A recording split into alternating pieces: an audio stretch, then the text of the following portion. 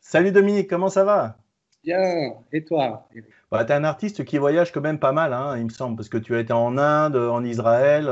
J'ai toujours voyagé, c'est-à-dire depuis, j'ai quitté l'école très tôt, mais j'ai vite été assistant photographe, donc de photographe qui faisait de la mode, qui faisait de la publicité. Donc depuis, on va dire, depuis entre 20 ans et 30 ans, j'ai toujours voyagé avec eux. À partir de quand, en fait, parce que là, tu fais, bon, tu vas nous parler maintenant de ce que tu fais aujourd'hui. Donc, apparemment, c'est un art qui vient de la rue, où on a besoin d'avoir des ongles assez acérés, comme, parce qu'apparemment, tu griffes des choses, hein. Vas-y, Voilà. explique-nous un peu ce que tu fais. J'ai un côté inculte, donc je n'ai pas de formation artistique, j'ai pas fait d'école, et c'est dû à mon histoire.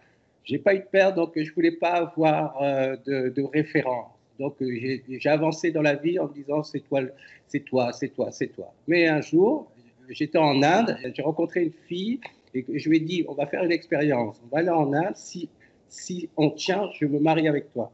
Nous sommes partis 6 mois en Inde. On a tenu et je suis toujours marié avec elle et c'était en 99, le passage de 2000. Mais pour revenir en Inde, à cette année-là, j'ai découvert toutes les affiches déchirées. Je trouvais ça très attirant, très constructif, déconstructif, très intéressant intellectuellement et surtout visuellement. J'étais parti sur l'idée, ah, t'es un génie, tu as trouvé quelque chose de fantastique, et je suis rentré en France. Et c'est là qu'on m'a dit, Dominique, il faudrait quand même que tu ouvres des livres et parce que ce que tu nous montres, ça ressemble au nouveau réaliste des années 60, Duchamp, Villeclé. Je me suis assis et j'ai dit, bon Dominique, va au musée, cultive-toi. Et c'est là que j'ai commencé à m'approcher des nouveaux réalistes. Et c'est là que j'ai découvert donc, tout le travail de Villeclé, Otella et tous ces grands artistes qui avaient travaillé avec le collage. Donc, je me suis intéressé au collage. Et donc, pendant 5 ans, j'ai fait que ça. J'ai été dans la rue, c'est-à-dire sur les affichages sauvages. Et je les photographiais. Donc, je les ai photographiés pendant 5 ans, 6 ans. Et donc, aujourd'hui, je dois avoir 40 000 photos d'affiches déchirées à travers le monde. Et puis un jour, j'ai dit, mais dans le fond, qu'est-ce que tous ces gens font avec leur bout d'affiches qu'ils arrachent? J'ai dit, mais est-ce qu'ils le font par colère? Et à un moment, je me suis dit, mais non, ce n'est pas intéressant de savoir s'ils l'ont fait par colère. Le principal, c'est qu'est-ce qu'on fait avec un bout d'affiche quand on l'arrache. J'ai dit, mais la meilleure façon de le savoir, c'est de le faire toi. Donc, j'ai arraché mon premier bout d'affiche. Et je l'ai gardé peut-être pendant un mois. Et au bout d'un mois, j'ai dit, bon, alors, qu'est-ce que tu en fais? Et je dis, ah, ça serait peut-être intéressant de faire un collage. Et j'ai commencé le collage de cette manière-là. Donc, c'était vraiment une découverte d'un voyage, d'une promesse de mariage, et qui est engendré non pas un enfant, mais cette forme d'attirance pour une forme de, comment dire, d'expression. Les affiches que tu voyais étaient naturellement arrachées, en fait. Oh non, ça, j'ai découvert beaucoup plus tard. Je l'ai découvert lors de ma dernière résidence à Pondichéry. Parce que là, j'ai pris le temps, et là, je faisais toujours 20 km par jour à pied entre Pondichéry et où j'étais en résidence. Et là, j'ai découvert pourquoi en Inde, beaucoup d'affiches étaient déchirées, c'était les chèvres. C'est-à-dire que les chèvres mangent du papier.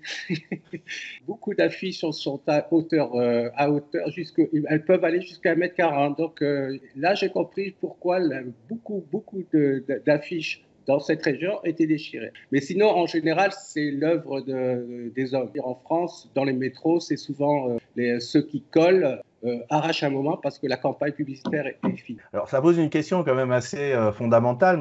Alors, quel est, entre l'homme et la chèvre, le meilleur artiste au niveau de l'arrachage des affiches? Le hasard. Mais oui, mais il faut se rappeler la phrase de Duchamp. C'est le regard qui fait l'œuvre.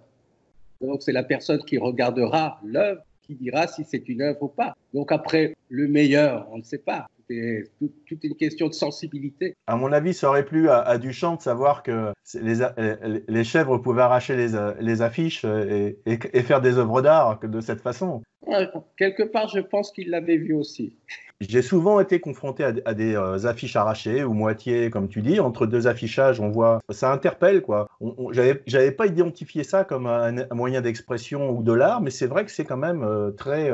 Il y a quelque chose qui se passe, quoi, c'est clair. Oui, oui, il y a quelque chose de très visuel. Tu es plongé dans des champs, des contre-champs, des profondeurs. Le regard, il peut se perdre dans des couches. Et c'est là où commence le travail du cerveau. C'est-à-dire que l'imagination se met en place et on peut voir ce que inconsciemment on pense ou ne pense pas. Après, c'est là où la difficulté, le travail d'un collagiste, c'est d'espérer d'emmener le spectateur vers sa propre vision, son propre travail du moment. C'est particulier parce qu'en fait, bon, tu dis il y a des couches, hein, il y a des différentes profondeurs de champ, mais c'est à la fois de l'abstrait, mais c'est à la fois également du figuratif. Le positionnement est assez difficile quand même, parce que c'est là parce que c'est pas de la peinture, c'est pas tout dépend de la manière de travailler le papier. Moi, je dis toujours oui, l'affiche n'est qu'une excuse. Pour moi, la réelle matière, c'est le papier. Moi, ce qui m'attire, c'est la couleur. C'est comme si ça m'offrait une palette de couleurs, de mots ou de lettres, et avec tout ça, je joue. Et c'est une mise en place après de ce que moi je veux, où je veux aller. Ça me permet d'avoir des balises et de créer, non pas de créer, j'aime pas le terme créer, mais de faire, puisque créer, c'est un peu, comment dire, prétentieux. Enfin, c'est le résultat, quoi. Oui. On fait les choses d'une façon consciente ou inconsciente, et à la fin, on s'aperçoit qu'on a créé quelque chose. Chaque collage doit avoir une signification. C'est un de mes postulats. Je fais des made-ready. Les made-ready, pour moi, c'est se promener dans la ville, arracher, s'approprier, rentrer, trier, et à partir de là, aller vers l'idée. Et ça, c'est un made-ready. Il faut qu'il y ait l'homme, la notion de la présence de l'homme dans la création est importante pour moi.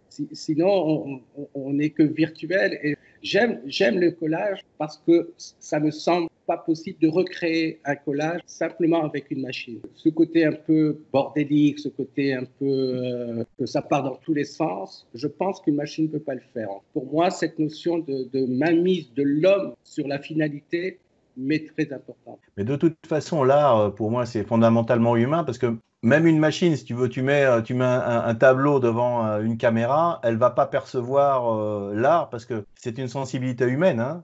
Que ce soit le créateur qui, lui, va mettre sa sensibilité pour peut-être arriver à faire quelque chose, et puis l'œil de la personne qui va voir, si c'est pas un être humain, il va avoir du mal à voir de l'art, hein. C'est pour ça que c'est important de ne pas se laisser enfermer dans ce qui est un peu l'écho de notre société, quoi, dans une forme de robotisme.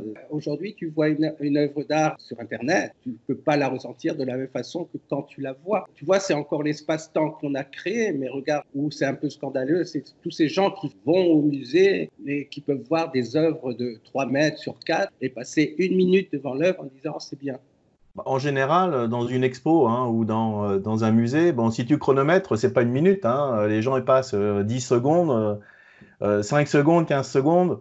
Moi, quand je fais des expositions, par exemple, je chronomètre les gens, hein, ou quand je vois les expositions des autres, bon, dans des expositions, quand les gens s'approchent même pas des œuvres, tu sais, ils les voient de loin, et puis ils passent au loin, tu sais. Alors là, tu te dis, bon, ça y est, tout est dit. Quand les gens s'arrêtent 5 secondes ou 10 secondes, là, tu te dis, bon, peut-être tu as suscité un intérêt. Quand ça commence à passer 1 minute, là, tu te dis, c'est pas mal, quoi. Et quand ils reviennent, ça, c'est intéressant. C'est pour ça, pour répondre à cette petite problématique, j'ai décidé de faire la prochaine exposition que je vais faire. La première partie de l'exposition, toutes les œuvres sont couvertes. Ah, ça, c'est bien, ça. Et je vais les présenter une à un moment donné. Pour moi, l'art, c'est aussi une façon de communiquer. Donc, c'est un point de départ pour échanger. Il faut que ça soit généreux, l'art. Il faut qu'on arrête que ça soit froid, incompréhensible. Je dis incompréhensible parce que parfois c'est incompréhensible. Et incompréhensible, ça ne veut pas dire qu'il n'y a rien à comprendre, mais c'est tellement difficile de rentrer en 2 minutes dans un travail de quelqu'un qui a mis 6 mois à le faire, à le penser. Bon, écoute, Dominique, je te remercie beaucoup de ce voyage que tu nous as proposé à travers tes œuvres. Et puis, bah, je te souhaite tout le succès que tu as déjà, sûrement, mais encore plus. Et puis surtout le plaisir de créer. En tous les cas, je te remercie et surtout, je voudrais te faire un compliment. Je veux dire, ta démarche avec Ars Certificat, qui m'a beaucoup aidé parce que j'étais un peu perdu à cette époque, mais aussi avec tes nouveaux projets de la revue. Des magazines, oui. Oui, des magazines que j'ai trouvé très bien et surtout, et là, ta nouvelle approche par vidéo que je trouve encore excellente puisque ça ouvre d'autres voies. En tous les cas, pour tout cela, je te remercie et je suis sûr que tu seras une aide positive à tous les artistes qui nous regardent et qui bientôt te contacteront. Je te remercie, Eric. Bon. Allez, à bientôt, Dominique. À bientôt. Ciao.